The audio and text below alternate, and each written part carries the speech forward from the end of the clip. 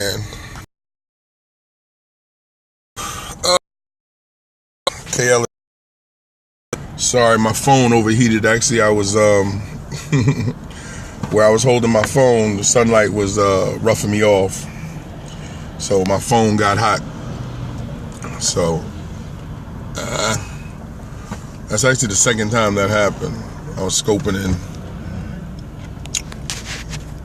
so I apologize for my sudden departure. Not something I was planning on doing, but seriously, to pick up where I left off at when talking about relationships, actually I'm gonna give folks a few minutes to jump back in here if they see if we can get them to come back. If not, that's okay. This will be on Catch Me later on, and I'll go back to check the what's the name. But I was talking about dating through seasons, and you really have to date a person through seasons. Now, some people may listen to this and goes, well, how long are you going to date? Until you feel that you have a good idea of who a person is. That's how long you date. I think one of the biggest problems that's going on with relationships now is that we're not taking adequate time to date. And hence we're not getting to know the full person because we're allowing what we've read in a bio, we're allowing what we've seen on Periscope, we're allowing the things that we see online to shape what should be found out during the dating process. And so once we do that, we're taking certain things for granted because you're not really meeting the person, you're meeting their representative from their online persona. The reason why you want to date through seasons is by dating a person through seasons, you can see how a person acts when it's cold and when it's hot. And as simple as that may seem, some people are night and day when it is cold because a lot of folks don't want to go places. It's a hassle, especially if you're here on the East Coast like I am in New York, traveling when it's cold. You don't want to be bothered with that. But now in the summertime, in the spring and summertime, New York comes alive because there's so many things you can do just simply by being outside. So if all of a sudden this person can't get enough of you during the winter and fall months, but as it starts to warm up, you can't get next to this person, or they keep coming up with various different excuses, then what you're seeing is you're being curved because now part of their real persona is showing up, and the vice versa. There's some people who can be very entertaining during the summertime, and then when the wintertime comes, their relationship hibernates like bears. So these are all the things that you have to take into consideration when dating, is that you need to see how a person is through different seasons. You also want to see how they manage their money, which you cannot see in a couple of weeks or a couple of months because it might just be a good time for their business. You want to see different things because everything that you see that person is about is going to show itself in a relationship at some point. And often when sitting with folks and they'll say, well, he did do this before and you didn't think that was odd. Well, she did do that, but you didn't think to question that. And often we close our eyes to things that should be yellow flags, not red flags. Yellow flags, which means what? Proceed with caution. Now, it doesn't say stop. It doesn't say end the dating process, end the relationship. It just means when certain things show their face, you should proceed with caution. But a lot of people don't do that because they don't want to hurt the feelings of the other person. Well, if you're not comfortable dating, then as long as you're comfortable being by yourself. See, the key is, and it goes back to what I was saying, hello. It was what I was saying earlier. What is the real goal? What is your goal?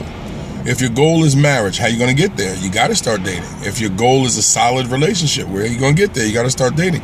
If your goal is just friendship, then let it be friendship.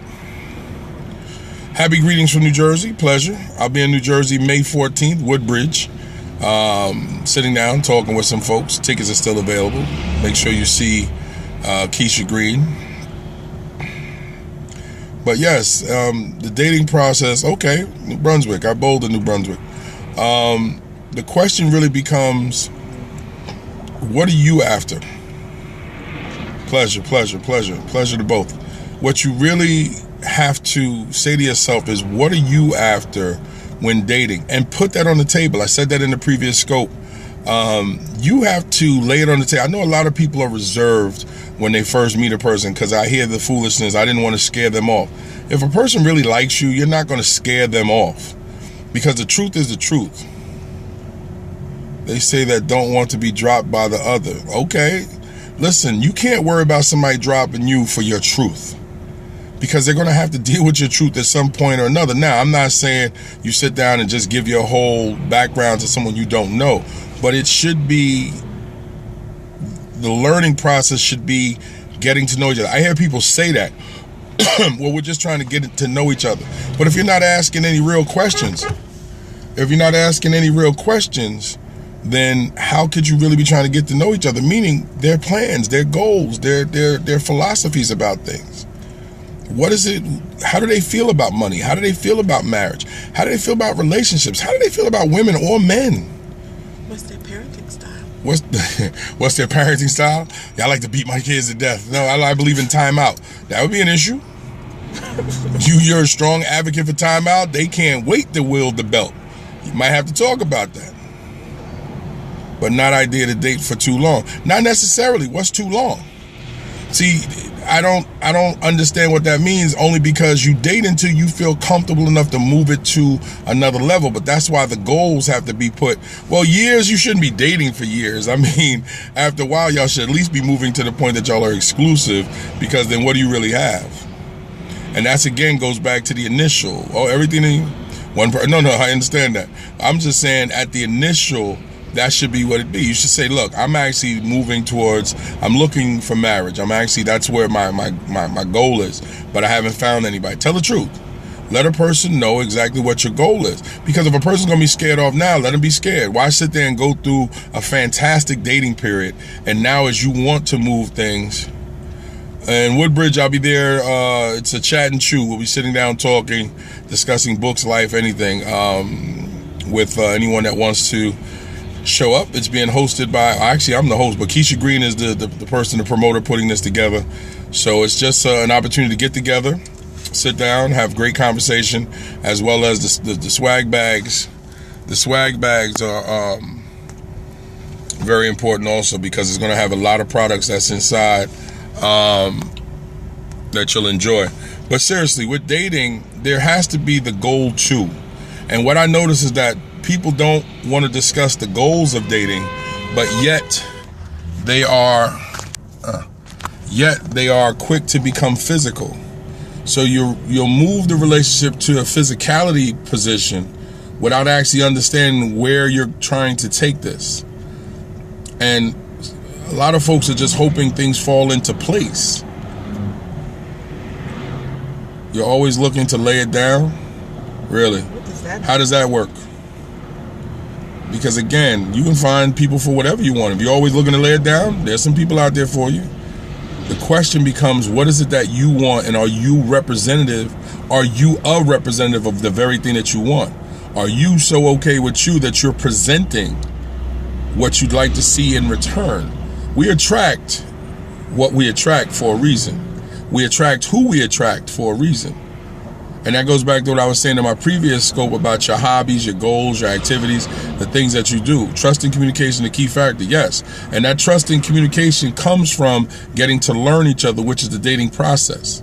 It's getting to learn each other and understanding if both of you are lining up to be heading in the same direction, because the relationship is, again, part of the process of getting to which should be a greater position of the relationship, which is ultimately marriage. But if that's not where you're trying to go, then you have to make sure that that's clear. Do you know how many people that are in long-term relationships that have no idea what the goal of the relationship is? Are you trying to grow older together? Is it just a physical relationship? What is it? And most people have no definition. Listen, I don't like to put labels on it. I'm not asking you to label it. I just want you to define it. You can label it whatever you want. I'm just asking you to define what it is that you're in. You want to get something? No, you did not. In the middle of the Yes, scope. I'm just saying. I'm keeping it real. You want to get something? Yes. Give me something to drink. Okay. Thank you so much. Yes, you got to do that sometimes in the scope. You're a mess. Yes, I am a mess. You ain't know? That's why you love me. Oh, watch how you answer that. Who's the woman? That's my wife. Who's the lady? Change the way you answer that question. That woman is my wife. Be very easy how you speak when you speak about her, because the block will happen so quickly, even if your question was a legitimate. Who's the woman? Come on, man. She's with me. Why is that a concern of you?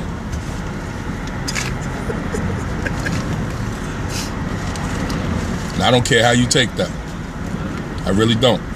When it comes to my wife, I don't accept any terms that don't sound correct. I don't like how that question was worded. Who's the woman? My man, save that for the bar. I understand that. I just didn't like the way you voiced the question. Spell it better. And I understand that. I'm just explaining it to you. When it comes to my wife, I don't play games. Nor do I accept any type of writing that doesn't sound correct. I'm just letting you know. Take it any way that you want to take it, my man. Or young lady. I don't know who you are. But anyway, like I was saying, the idea is, when dating, the question becomes, what really is the goal? And are the two of you lined up? And are the two of you working towards something? Because also, if you don't know what you're working towards, what happens when a relationship starts to go sideways? What happens when y'all start to drift apart? Often the reason why you drift apart is the communication, as it was just mentioned, because you don't have adequate communication about what it is you're doing. Find a new woman. You know what? I'm not even in the mood today. So,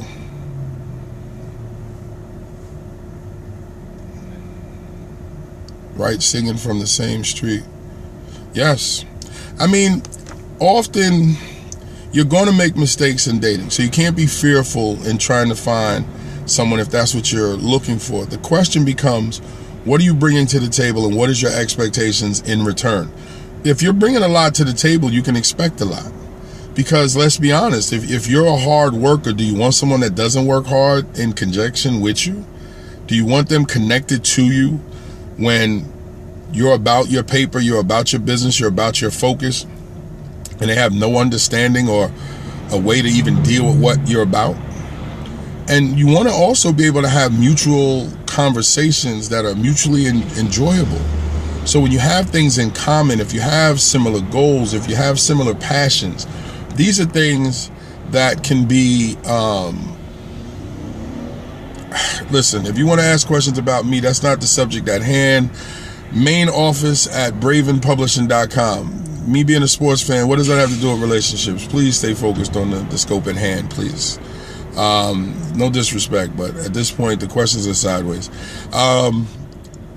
You have to really have things that's going to bond you together. And that actually becomes a way for the two of you really to get more into each other. Because that really should be the goal, is getting closer and getting to know each other and getting to enjoy each other, with the idea of now achieving some of the goals that you two are after. My wife and I travel often. We own our own company. We bowl together. We do a lot of things together, but then she does a lot of things on her own, just like I do, because I'm not going to take away her independence of things that she wants to do because it may not be my thing. Do your thing. But we do a tremendous amount of things together because we enjoy each other's company, because our overall goals are lined up. Our overall goals are mutual, but I still want to see her benefit in any of the things that she do. I'm one of her biggest cheerleaders when it came to her modeling, when it came to her pageantry. I am one of her biggest fans when she's bowling, except if she's bowling against me, then I am not one of her biggest fans. My goal is to then beat her at that time, and she's very competitive. So her goal would be to beat me. But, you know, again, at the end of the night, this is what it is. And we have to, yes, and it has to be that, but the unity can start earlier with an understanding that that's what you're about. See, those are part of the things that I'm talking about, that you put on the table, that your expectations. And your expectations don't have to be unrealistic. If you're saying, I want mutual conversation, I expect mutual respect, that goes without question. And you explain to a person that you are a conversationalist. Now, if you're not, then you say to a person that I'm not, a person that is really that chatty, but you still need to have something that's going to be there, that's mutual, that can bring out the conversation in you. So whether it's traveling, whether it's your foodie, whatever it is, that's going to allow you to have something mutual that can give you fodder for conversation. Those are the things that you want to do. You want to make sure that you're lining yourself up with someone You want to line yourself up with someone who, as you now start to grow with each other, hopefully you find new things to celebrate with each other. So let me go back over those dates from the previous scope. May 14th, I will be in Woodbridge, New Jersey at the Longhorn Steakhouse. We're meeting with 15 people. Going to have a nice sit-down conversation over a meal and some drinks, and just have some real good conversation. Everyone there will get a copy of my books, as well as the swag bags that Keisha Green is putting together are going to be tremendous. There's going to be some things to read, some other things that's going to be outstanding. So that's going to be the first 15 people. I believe there's still a few tickets left. June 4th in Detroit, Michigan, I'll be at Wayne State University. Shout out to Otis Bellinger for inviting me to come and speak, and we'll be talking about relationships. A lot of the same things that we're discussing now. So I'll be there doing my part along with Sister Regina Poole, and we'll be offering what we can to help build solid relationships in Detroit when we're there. And I'm looking forward to that. Dating is hurting, not feelings. Very chatty. Need to do better. God is able. God is always able, and so are you. And if you believe in God, then he's going to empower you with the things that you need to do at the times you need to do them. But the first thing is taking a look at you and say, okay, what are the things that I need to do? Or what are the things that I would like to attract to me, and start to put yourself in position for that. Your hobbies is a fantastic way to do that. By getting more into the things that you like, you're going to meet people. Yes, you're going to, the things that, the people that you're going to meet are now going to, when y'all are connected by something that you enjoy, it gives you an opportunity to have conversations. So even if you're not the greatest conversationalist, by having hobbies, mutual hobbies, you got it? Yeah. All right, Dom. By having mutual hobbies, that's the conversation right there. And by having mutual goals, that's a conversation. And then you can create plans towards those goals.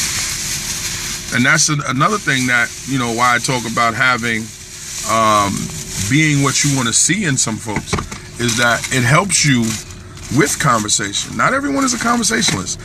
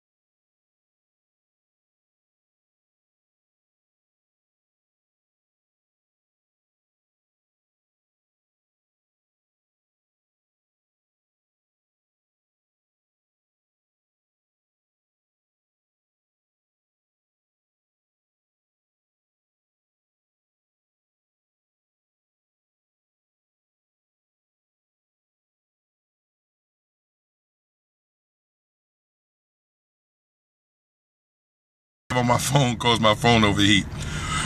But with relationships, seriously, the real question becomes, if God presented you with that person right now, right here, he or she walked through the door, everything you want in a relationship, would you really be ready? And if the answer is I'm not sure, you got some work to do. If the answer is no, you got some work to do. If the answer is yes, keep working. Keep being that, because then when that person does present themselves, you'll be on point. You have to be what it is that you want. You have to be that, because, and I'm just going to speak to the ladies right now, so fellas, please hang out with me for a second, but I'm going to speak to the women. As a former whore, I look for women that was a little unsure. I look for women that was hurt by some dude. I look for women that were just getting out of long-term relationships. I look for women that were a little uneasy, but they let their girls drag them to the clubs. And then I look for some of you women that felt that your defenses were so high, ain't no man getting close to you. Because the gift that I brought to the table was being a chameleon. Let me find out what the chick who's way up here wants. She wants a man that's well-versed, and I'll become that. And we can have great conversations. Because after a while, she's as hurt as some of the other women. What you have to do is take command of your pain. Do not allow someone else to manipulate your pain to where they use your pain to put you in situations where now you'll receive more pain. That's why you don't hold on to pain. When you hear people say, let it go, and you go, I can, or I won't, or you don't understand. No, we understand, but the reason... You're right, pain is nothing, but it is something if you cannot let it go. Pain is something. If a person can't let it go, then that pain is very real. In essence, the pain has already happened. It is the residue of the pain that many of us are holding on to. Can you get me your number on WhatsApp or Facebook to talk every day? I don't know about talking every day, but if you want to set up opportunities to talk, I am a counselor and I do it for a living. So I don't know if we're going to talk every day, but you can reach me on Facebook, KLBELVIN. And my website is www.bravinpublishing.com. That's BRAVIN publishing.com. If you want to set up an opportunity to talk, I do private counseling, but that's up to you. Talk every day. I don't even talk to my wife every day. Actually, I do. But I ain't gonna lie to you, but if you need my help, we can set something up. Some days I don't feel like talking. I ain't gonna lie. Sometimes it ain't about motivation. It's just about chilling. I ain't gonna lie to you. But no, we have to understand that master manipulators, real whores, ongoing pain. Yes. What kind of counseling? Well, I do. We sit down and counsel, relationship counseling, mentoring, personal counseling, whatever you need. I'm a certified life coach too. I've held that position too. Currently I'm an educator, have been an educator for the past 20 years. I've been a mentor, and of course, you see, I'm a speaker. But the idea is, with your pain, you have to realize that if you're not past your pain, then you don't really want to share it with anyone that you're not sure has your best interest in mind. Pain is understanding, meaning pain create hunger for love, but you have to know where it's placed. Okay, I got you. But really, and I agree, really what you have to do with your pain is share it with folks who are not going to try to take advantage of you, because then they can absorb that pain and help replace it with something else. But when you're sharing it with someone that you don't know, thank you so much, I appreciate it. When you share it with somebody that you don't know that well, what happens is they manipulate the pain, meaning that they'll bring it up just enough to poke at you, to make you emotional, but put you in a position that you'll believe that they're the savior. And it's actually a trick that pimps use, but it's just a mental trick to make you believe that they're the person that can help you through whatever you're dealing with, because they're going to take on so much of it, but they're not taking it on to get rid of it. They're taking it on to hold on to it. And when need be, they're going to inject you with that pain to kind of make you go, ugh, but when I'm with him, I don't feel that way. But every time, you know what's funny? Every time I think about that, don't do that. Your pain is your pain. You let it go. You get rid of it. You find people, you keep people in your life that's going to help you disperse it. And then you have to create new situations that will allow you not to hold on to that pain. Often people will hold on to pain because there's security in it. At least I know that pain. I know what that dude did to me, so I'm not going to talk to this new dude. I know what that chick did to me, so I'm not going to. No, let the pain go and meet the new person. Take shots. Take shots. You know what? And you're going to miss some. Pain has also made people build walls so people, yes, of course. My pet bird got sucked into a jet engine. Wow, okay. And my block button works fine. But I'm saying pain is always going to build up walls because the body reacts. The body builds up walls to pain. Do you know that the body causes your fingers and hands to swell up when something is damaged as a way to be able to prevent further pain from happening? So it's just natural that defenses, thank you so much, that defenses are going to happen when you have pain. You have to learn how to come from behind those defenses and continue to live life. You have to have people in your circle that's going to be there. If you don't have people in your circle, that's part of the friendships that you have to build, whether the same gender, opposite genders, whatever. People have to understand in order to want something, you have to take a chance. No doubt. You have to be able to take a chance. And it's not a gangster chain. It's my cross. And it's my dedication to Jesus Christ, my faith. So I wouldn't connect it as a gangster chain. I'm sorry. If that's the way you see it, I got you. But it's actually a cross. Thank you so much. Gangster? I don't think so. Those days is long behind me. But the thing is with your pain is you have to learn to dispel it. Thank you so much. You have to learn, meaning being open-minded. Yes, but it's very difficult if you're holding on to the pain. To be open-minded, you have to want to heal and then find those that can heal you or things that are going to heal you. You must replace that pain with something. You must replace that pain with pure positive energy, and it's out there. There's positive folks out there. There's positive things that you can be a part of that's going to help replace that pain. I'm in pain now. I found out about a dear friend dying yesterday. But one of the things I said in the Instagram video that I did earlier today is his memory is strong, and I know that he would want me to continue doing my work. So I'm not going to sit around and mope. I'm not going to sit around and be unable to do my job. I wasn't going to take off from work today because I'm in pain, because there's other people that rely on me to do the things that I do. So we have to learn to replace pain with things that are positive, because then pain can't sustain. Pain can't hold on. Thank you so much. Pain can't stay there if you're filling it with positive things. But question, how can you open up to something you can't find just because... But question, how can you open up to something you can't find just because of so much pain? You have to start. That's where you have to dig in. Now, for me, you want the truth to that question? For me, it's faith. See, God is greater than any pain that I could be in for me.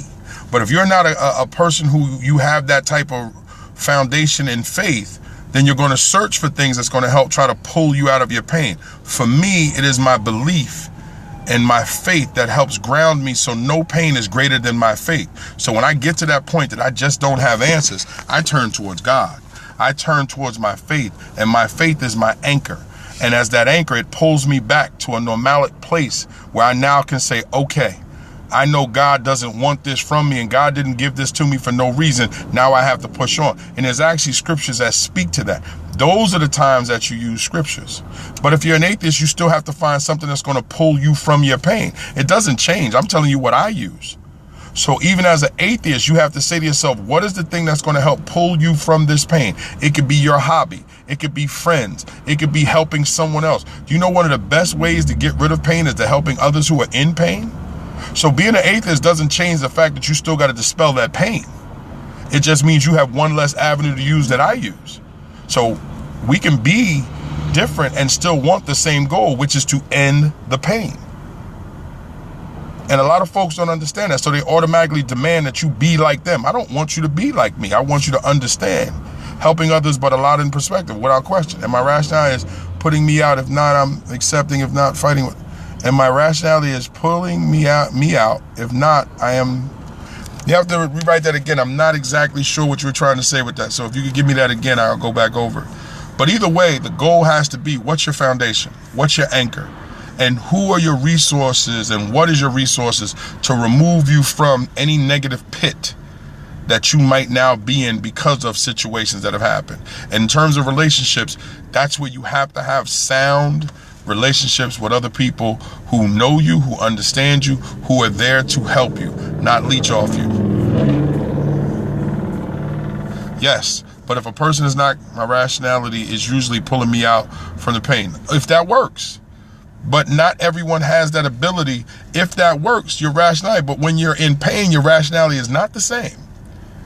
Because the pain can cause us to think differently. Pain does that. Pain affects thinking. So the question becomes, have you reached that point in any painful situation where your rationality doesn't pull you out? Then the question from me to you is, then what do you do? And then that is what you help others with. See, we all have levels. Sometimes you just accept it. Well, you said that sometime, but what happens when a person can't accept it? How do you help a person who doesn't know how to accept the pain? Like right now, we lost a great friend. There's some friends of mine that may not be able to accept that. How do I pull them out of it if I can't at least show them what I do? So you got to be able to show others, because what you do for yourself is okay, but now you have to help others. I believe that. If you feel you don't want to help others, that's your choice. I feel we get to a better place in life by helping others with the things that we know, if we can find others that need our help. Can't be all about ourselves. Not on this planet. That's one of the problems now. My belief anyway. And that's how we strengthen relationships with others, as well as we help others in situations that they are in. By what we share. I try to be extremely transparent, because by being transparent, thank you so much, I appreciate that so much. By being transparent, somebody else can now get off this scope and say, wow, I like what he said. I'm going to maybe try that, or I'm going to maybe think about that. And if that helps lift them from where they were, then I offered something that's going to be resemblant of who I am. Thank you so much. I appreciate it. I'm not asking you to argue. I'm learning from you, because somebody else may come to me and say that they're atheists and ask the same things, or someone else may come and say their position and their thought process is what allows them to do it. So by having a conversation with you, it allows me to learn to help somebody else who may say the same thing that you say, but not be able to explain it to me the way you're explaining it. So I'm learning from you. So I appreciate it. It's no argument. It's just, I'm trying to just state my point and hope that I can get something back from you, because again, when I meet somebody else, it's going to allow me to be able to help them, because I don't expect everyone to be of my faith, but I want everyone to see what my faith does for me and how that helps ground me. Because sometimes people say, how am I so even? Thank you, God. You're speaking. Thank you so much. I appreciate those compliments. Oh, by the way, I don't see no hearts going up. Let's go, guys. I forgot to get on my heart pimping grind here. Let's tap that screen for about 30 seconds. Let's have a heart party. If y'all like some of the stuff that I'm saying here, and as I've heard on many a scope, if what I'm saying you like, then share it with somebody else you think might like it. But let's get that heart party going there. All right, I see a couple of colors there. I appreciate it. Thank you so much. But no, I'm serious, because it has to be. That's why when the person asked me, was I a motivational speaker? If I motivate you, fantastic. I just choose to speak to try to help. When I teach, I'm teaching with the idea of trying to help someone learn. When I'm writing a book, I'm writing with the idea of helping somebody learn something about themselves through what I've written. And when I'm invited to travel somewhere to speak, I show up with the idea of somebody in here today needs my assistance. This is why I was brought here. And this is what I bring to the table. And this is what I do wherever I go, whether I'm speaking, mentoring, whatever it is. The goal is to be able to help others and know that it'll be returned to me later on. And that's a very difficult position for a lot of people, is to do for others and trust that later on you're going to be rewarded for it. Now, some people say, but don't you get paid for what you do? Yes, I do. But it is not about the payment. I'm a professional. So what you're paying me for is what I need to be able to travel to get to where I got to go. So that's why I get mad at some people when I see them try to hold people up for ridiculous amounts of money, when some people who will need the help may not be able to afford that. So they don't get help because you don't want to take less. Come on now. You help those that need help, and don't worry, it's going to be taken care of on the long run. I'm a believer of that. Sadly, I meet a lot of professionals who don't feel that way. They'll say they're not speaking for less than, and they're not traveling for less than, and they're not coming here. Question: how do we help these kids in the world because we're losing them? We help the kids by first admitting that we failed them, because they don't have the options that they should have because of those who are older than them. The second thing is, how many kids are you engaged with right now? I am working with pre-K to 5th grade this year, but I've been teaching for well over 20 years. I've averaged, I think, estimated about 20 to 25,000 children I've had the opportunity to work with. And some of my former students who are now, actually, I'm in the building with a former student who's also teaching, and I taught her when she was in junior high school. And one of my students, I taught his mother when she was in junior high school. So to answer your question, what we do is become the resource that we want the children to have, and then find the children to give it to. Because we can't question why children are out of control without looking at why they're out of control, which is us. We gave birth to them. How many parents are reading to their children? How many parents are sitting down and making sure their children know how to say yes, thank you, no ma'am, yes ma'am, whatever? How many are exuding the manners that they would like to see in children, but yet will criticize children for not having manners, but yet will not do anything or offer anything to curb it, and will use the excuse, well, you can't talk to these kids nowadays because you don't know what might happen. So move your fearful self to the side and stop criticizing these children if you're not willing to get into the mix with them. That is how we change it. Be the resource that they need, and then get into the mix and understand it's going to be rough, because they know what they know. And a lot of what they know is what they see on television. And actually, I spoke in a previous scope that one of my focuses is to change just the way Bible study is done in churches, because kids don't even want to go to church anymore. They go because they're forced. And faith can't be forced, because again, that's bondage. And this is what I'm working on. So what have I done to do that? I went back to work on my second master's degree. I teach, I mentor, I help parents. I do whatever I can to try to change the very circumference of what I see. So again, to answer your question is, you dig in and start in your house and then on your block.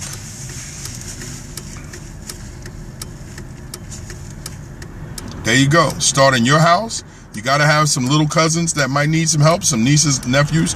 Then start on your block. Find folks in your block that could use your support. Give them the support. People in your neighborhood should know exactly what the situation is. People in your neighborhood should know you're someone that can be counted on to help them with their children. Do they know that you're someone that they can call and say, what should I do? My son did this. My son did that. And if they don't know, then that's your fault. So then you can't say, oh, why their kids running around here wild? They may not know what to do. Be that light. That's why I said it's not about yourself. It's about who do you help and how do you help them. But listen, guys, I got to go. Speaking of children, I got to go pick up my little princess. I miss her.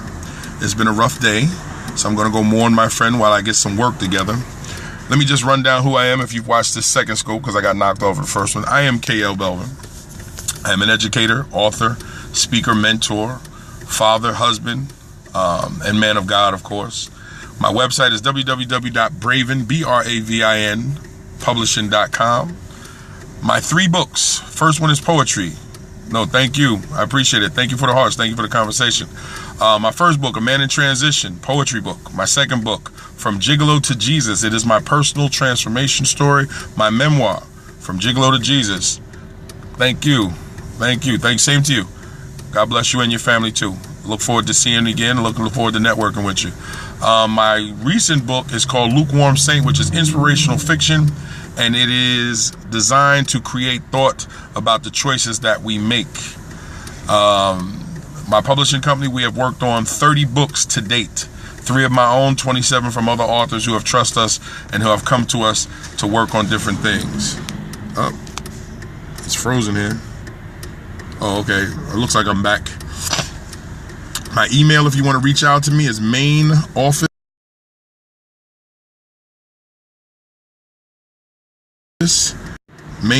at bravenpublishing.com. If you need to reach out, we can talk. I do private counseling. We can set something up. Most of the time it's on Skype or Google Hangout, because I want to be able to see you. I don't do private counseling on Periscope because it's one-sided, and I'd rather have the private situation. Sometimes GoToMeeting I have to check and the video feature is working, but I do private counseling online. If you live in New York, we can actually meet and do something like that. Well, the first thing, you say need help to write book. You'd have to email me to tell me what type of help do you need. The first thing is just get everything down. Don't worry about the book itself. Just get your story down. And there's always things that you can do to bring the book to life. Also, Fiverr.com, Fiverr.com. Fiverr.com is a fantastic place because you can record your book and then pay somebody to transcribe it for you. And so now you can write it, you can read it, and then have someone write it. I actually do that sometimes myself. And have used the service. Is actually pretty good. There's some great people that do some great work there.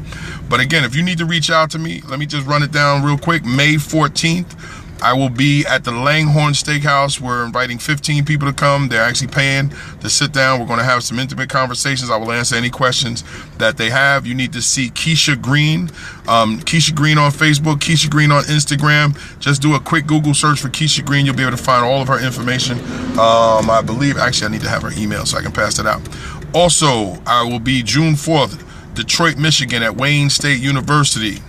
And I will definitely be there, building relationships, talking about a lot of things that we were talking about today, hoping to help some folks when I get to Detroit, as well as I'll be in Chicago and a couple other places. But just check me out.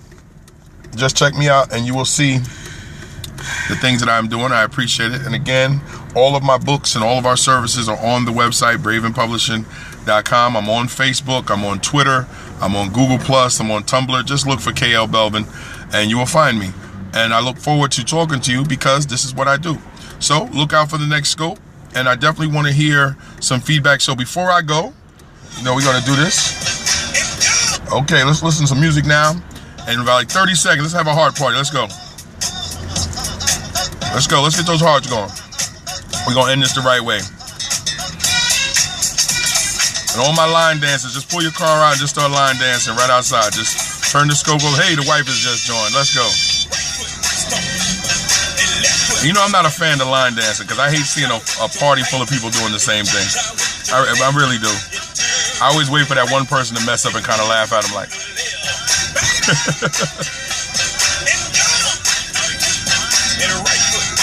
Let's go, let's go. Hit that screen, let's go. Let's have a heart party for 30 seconds. And I appreciate all the shares. I appreciate the hearts. I appreciate you taking the time to listen to me. I appreciate all the kind words. I even appreciate the haters. Because without them, my block skills would not be what they are.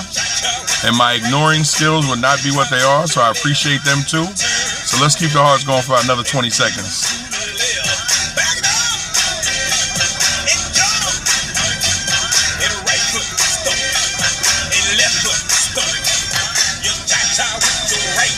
You cha-cha with your left. All right, guys, listen, let me get off this thing here. It's been a pleasure. Take care, and God bless.